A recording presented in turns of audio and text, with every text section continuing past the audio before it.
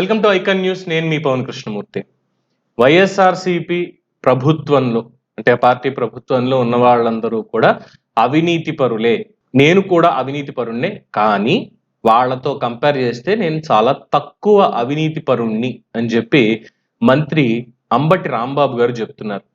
ఒక ప్రముఖ channel debate లో 5 ఎడిటర్లు అక్కడ ఉంది. వాళ్ళు అడుగుతున్నటువంటి ప్రశ్నలకి ఆయన సమాధానం చెప్తూ జర్నలిస్ట్ అడిగినటువంటి ప్రశ్నకి ఆయన చెప్పినటువంటి చూస్తే, అంటే మనం ఎన్నుకున్నటువంటిది అవినీతి పరుల్ని అవినీతి చేయడానికేనా అనేటువంటిది స్పష్టంగా తెలుస్తోంది. ఒకసారి చూద్దాం. ఇదే చెప్తా, ఐఎమ్ లెస్ కరప్ట్. నేను ఇంకోటి కూడా చెప్తున్నా ధైర్యంగా. అంటే మీరు కరెక్టా? Less corrupt.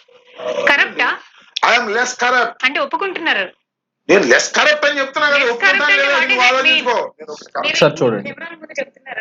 100 కెమెరాలన్నా ఇదే చెప్తా, ఐఎమ్ లెస్ కరప్ట్. నేను ఇంకోటి కూడా చెప్తున్నా ధైర్యంగా, నేను కరప్ట్ కాదు చెప్పలేను.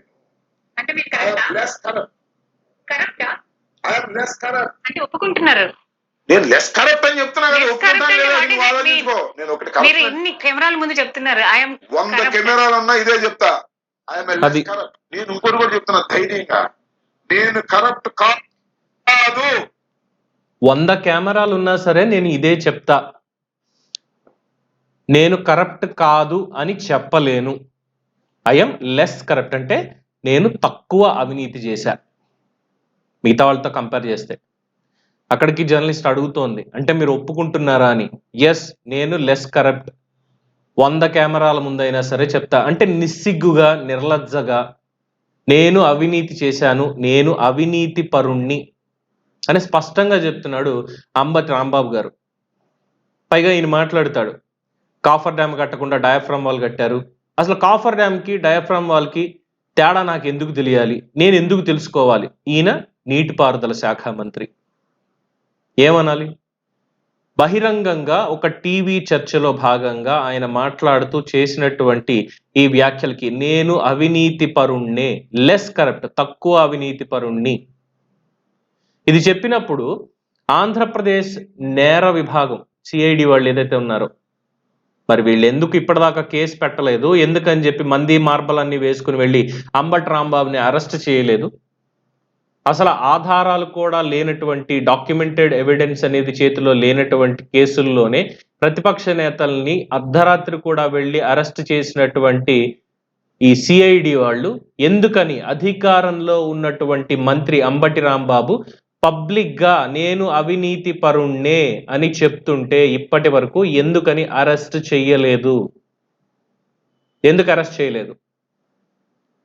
అదేది పబ్లిసిటీ స్టంట్ కాదు, అదేం పబ్లిసిటీ స్టంట్ కాదు. ఆ ఇంటర్వ్యూ అనేది ఒక టీవీ ఛానల్ వాళ్ళు మేమేదో ఫ్రీగా పబ్లిసిటీ చేస్తాం సార్, లేదంటే మా టీఆర్పీలు పెంచుకుంటాం సార్ అని పెట్టింది కాదు.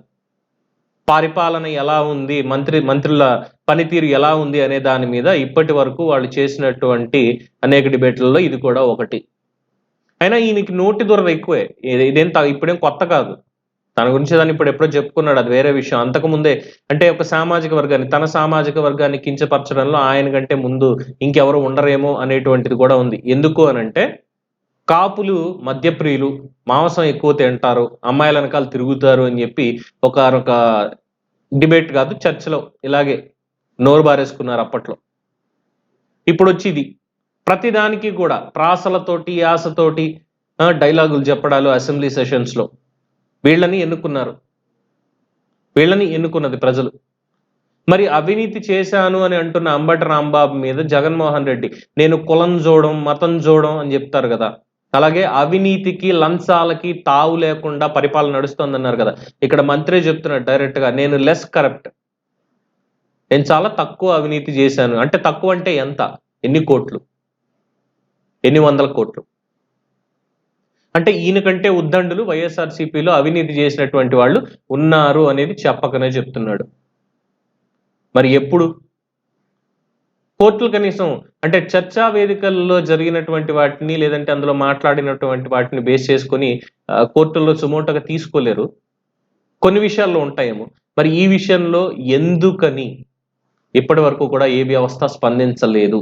సామాన్యుడు ప్రభుత్వాన్ని విమర్శిస్తే చాలు, ట్విట్టర్లోనో ఫేస్బుక్లోనో ఎక్స్ వేదిక పేరు మారింది కాబట్టి ఆ వేదిక మీద ఇంకో దాని మీద సోషల్ మీడియాలో బేసిక్గా ఏదైనా కామెంట్ పెట్టినా ఒక పోస్ట్ పెట్టినా సరే పరిగెత్తుకుంటూ వచ్చేటువంటి ఇంటెలిజెన్స్ విభాగం వాళ్ళు మన సిఐడి వాళ్ళు ఎందుకని ఇప్పటి వరకు మంత్రి గారు చేసినటువంటి వ్యాఖ్యల మీద కామెంట్ చేయలేదు, లేదు వ్యవస్థ ఎందుకు ముందుకు రాలేదు అరెస్ట్ చేయడానికి, కేసు పుటప్ చేయడానికి? ఇది అడగాల్సినటువంటి ప్రశ్న. మరి సమాధానం దొరుకుతుంది అనుకుంటున్నారా? మీ అభిప్రాయాన్ని కామెంట్స్ రూపంలో తెలియజేయండి. చూస్తూనే ఉండండి ఐకాన్ న్యూస్. నేను మీ పవన్ కృష్ణమూర్తి.